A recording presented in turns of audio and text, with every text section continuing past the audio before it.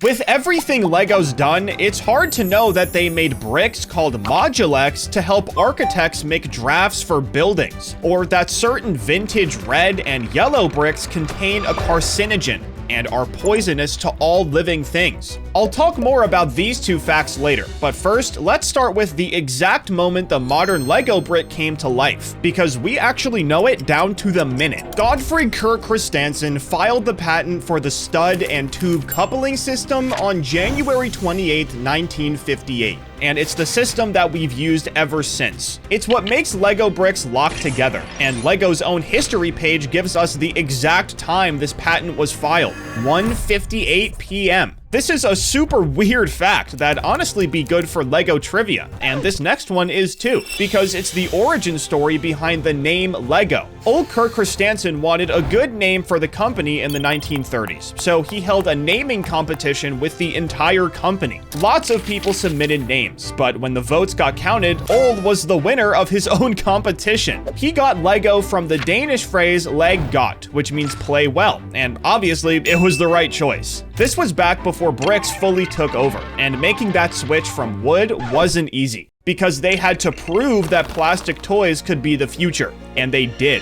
In 1951, they released a miniature Ferguson tractor made from plastic, but it was the hardest thing they'd ever done. It took over a year just to make the first one because of how complex the drawings and molds were, and when it finally did roll off the production line, it had cost them over $4,500 to produce. And by the way, a real one was just under $1,500. Remember, this is back in the 1950s, so these numbers are way bigger than what they seem, but it's just crazy how much more expensive the toy version was than the real one. It wasn't for nothing though. The tractor was a complete success once it actually rolled out, and it completely changed what kind of toys LEGO was making. By 1952, LEGO's plastic products had actually outsold their wooden ones for the first time ever. The tractor was so popular that it basically proved to LEGO that plastic was the future. So even though it was expensive, that initial investment is the only reason they ever made bricks or minifigures. But when something went out of production, LEGO literally buried them. They would take molds of pieces that weren't getting manufactured anymore and just throw them under the foundation of different company buildings. The only reason we even know about this is because an old headquarters was torn down in 2016, and the construction crew found around 120 molds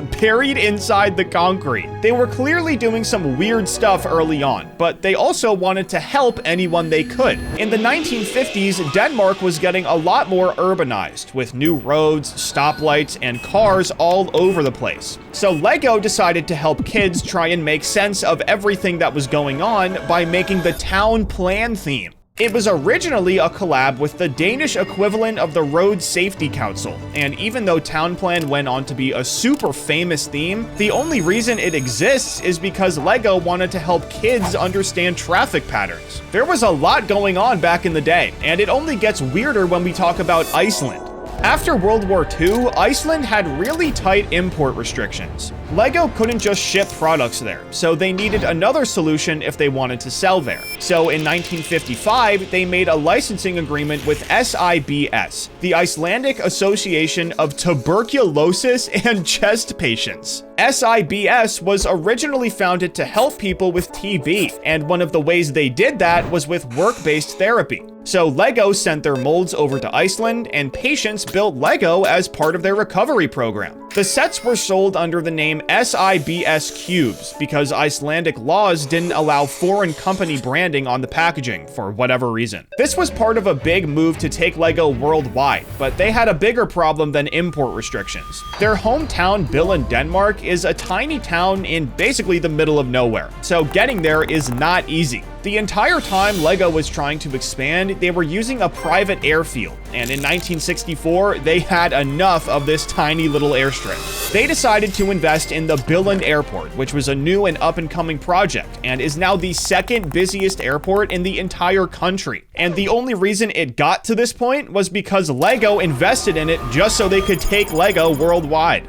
But just their presence in Billund alone created another problem. By the mid-1960s, around 20,000 people per year were just showing up at the factory uninvited because they wanted to see where Lego was made. They weren't customers Lego invited. They were random people who just wanted to see what was going on. They caused a lot of delays at the only factory Lego had at the time, and Godfred eventually got so frustrated that he literally built Legoland just to get them to go away. This wasn't a small project by any means, because when Legoland Billund opened on June 7th, 1968, nobody was prepared for what happened. Godfred thought about 350,000 people would visit in the whole season, but by October 30th, only 5 months later, 625,000 people had visited. On the opening day alone, the park got so slammed that they didn't have enough staff to keep up, so Lego's own executives ended up in the restaurant washing dishes. But fast forward to 2005, and the business wasn't doing very well. Lego was in serious financial trouble. The early 2000s were a rough period for the company. They were basically going broke. Part of the plan to get them out of this was selling the 4 Legoland parks to Merlin Entertainments for 375 million euros. This was the end of an era for Lego, but it really helped them when they needed it. And now Merlin doesn't even own the parks anymore, so I guess it all worked out. But when it comes to manufacturing, people think they know the whole story. Lego uses injection molding for everything, which is why there's always that little mark on literally every kind of Lego piece. You're right, but not completely. You see, the one piece that defines this is the classic base plate.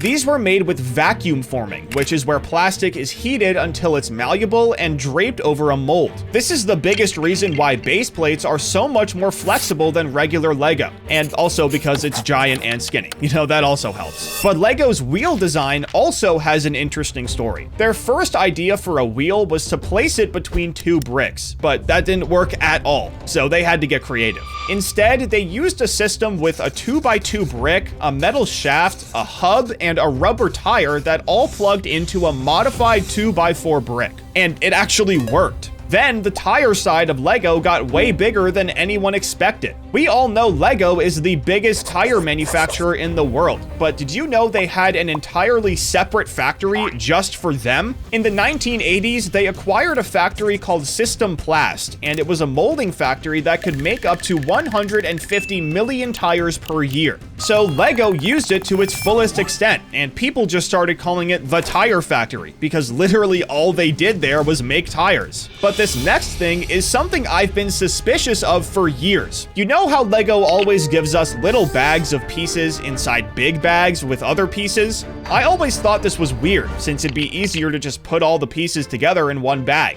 but there's actually a really good reason for it. When all the pieces are loose in one bag, Lego's weighing machines can't tell if one little piece is missing, so they separate them to make sure they get everything. Apparently, they had a ton of packaging errors before they did this, because after, they got the number down to 3 million, which is still pretty high. But there were way more errors when they tried outsourcing to Flextronics. In 2006, Lego tried to cut costs by outsourcing the manufacturing to this company. They were one of the biggest manufacturing companies in the world, and were known for making electronics. In theory, everything would go smoothly, but in reality, the opposite happened. The plan fell apart almost immediately, and the straw that broke the camel's back was all over a flower piece from Duplo. Apparently, Flextronics couldn't make enough of them fast enough, so by 2008, Lego started taking production back, and by 2009, the entire operation completely ended. This sounds crazy when you say it, but Lego's taken jumps like this before. In 1974, Switzerland became the first country to manufacture molds outside of Denmark.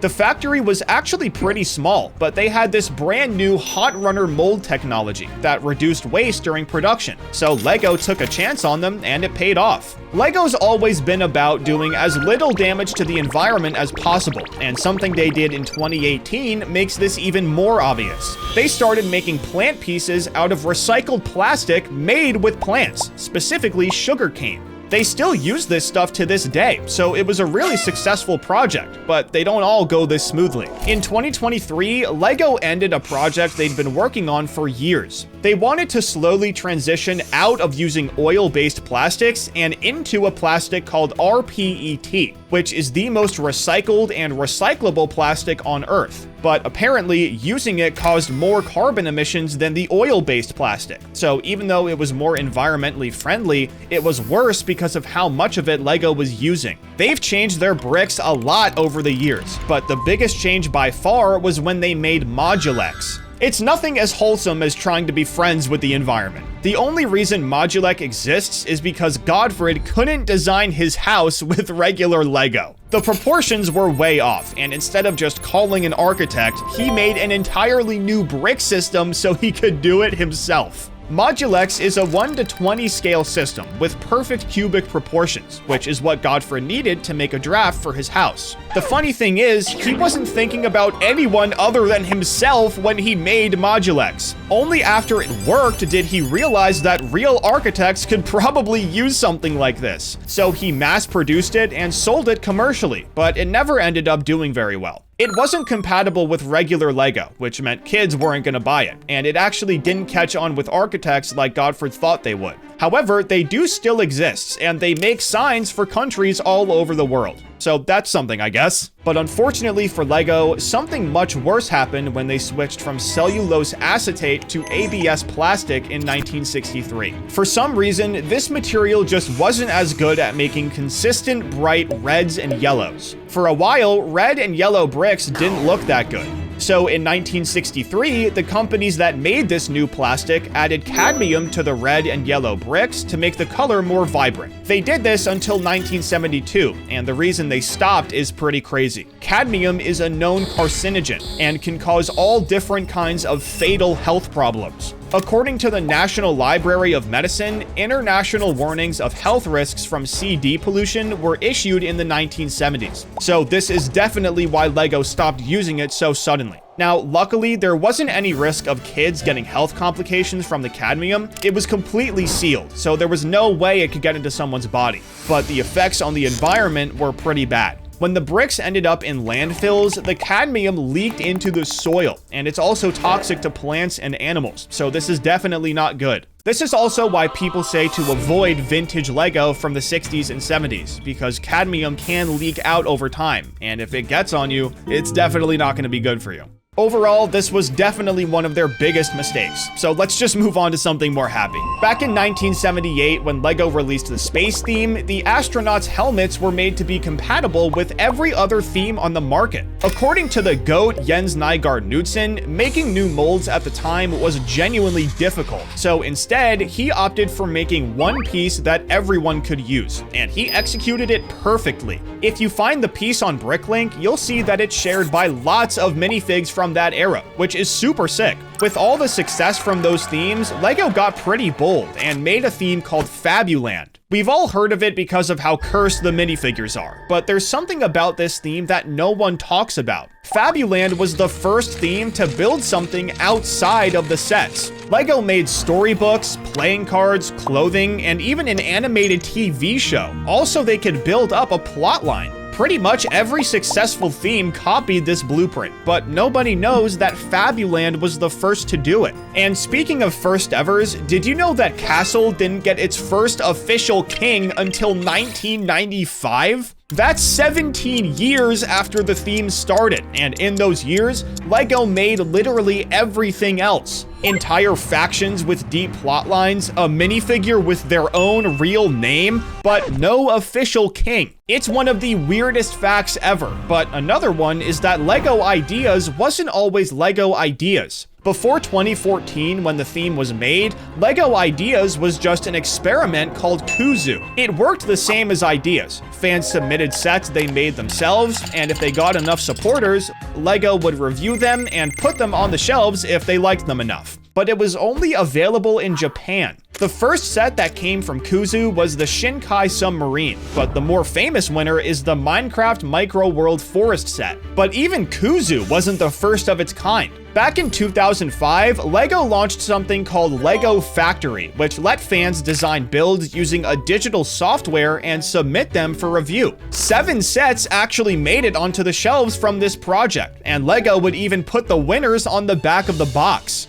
they've always been very in touch with their fan base, so it's no surprise that they bought BrickLink in 2019. This insane database/marketplace wasn't always owned by LEGO. A fan named Dan Jezik started the website himself in 2000, but he called it BrickBay. Over the years, the website got over 1 million members and 10,000 stores in 70 different countries, which is genuinely insane considering how it started, and LEGO knew it too, so they bought it, and ever since, BrickLink has been secretly owned by LEGO the entire time. However, not every secret LEGO keeps is a good one. In the 1980s, their original brick patents expired, so the competition immediately started making their bricks compatible with LEGO, and Mega Bloks was the biggest one. In 2005, LEGO took them to court and argued that the brick shape was protected by trademark and their brand identity. They were basically trying to monopolize plastic bricks because they'd make an insane amount of money if they won this case. However, the Supreme Court of Canada didn't like this and ruled that LEGO did not own the rights to plastic bricks. But the minifigure is a different story. Lots of companies had the idea of making plastic bricks before LEGO did,